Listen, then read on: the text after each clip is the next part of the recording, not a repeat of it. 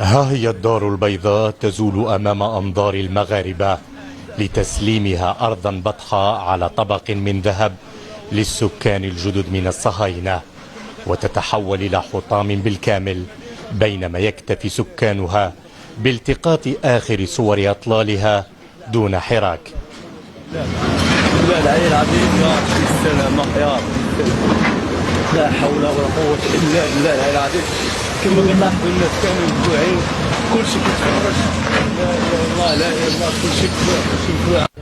وإذا كان هذا المشهد بالأمس في الليل بحائط الدكالة لم يغذ المغاربة كفاية ولم يدركوا به بأن دينهم يتحول إلى اليهودية، فها هي في الصباح مئذنة مسجد الإسلام تهوي تحت ضرب آلات دمار التاريخ أمام أعينهم أيضا. أرنا عجائب قدرتك في الظالمين يا أرحم الراحمين يا رب العالمين. اللهم أرنا في الظالمين آية ولا تجعل لهم غاية يا أرحم الراحمين يا رب العالمين. لتتجسد للشعب المغربي الذي لم يتحرك تحرك رجل واحد الآية القرآنية المزلزلة من سورة البقرة حرفيا: ومن أظلم ممن منع مساجد الله أن يذكر فيها اسمه وسعى في خرابها.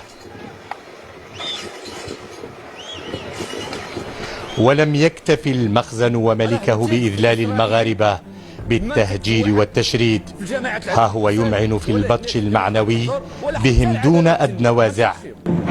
ونثق في إسرائيل، هادو إسرائيل خوتنا، خاصنا نستقبلهم بالورود.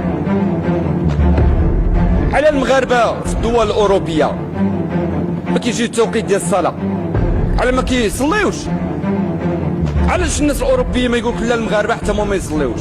الوقت يسابق المغاربة لكي يتحولوا إلى غزة جديدة في شمال أفريقيا، لكنها ليست أبدا كغزة العزة والشهامة، إنها غزة من نوع آخر، حيث الموت فيها ليس الشهادة دفاعا عن الوطن، ولكن موت القلوب والضمائر.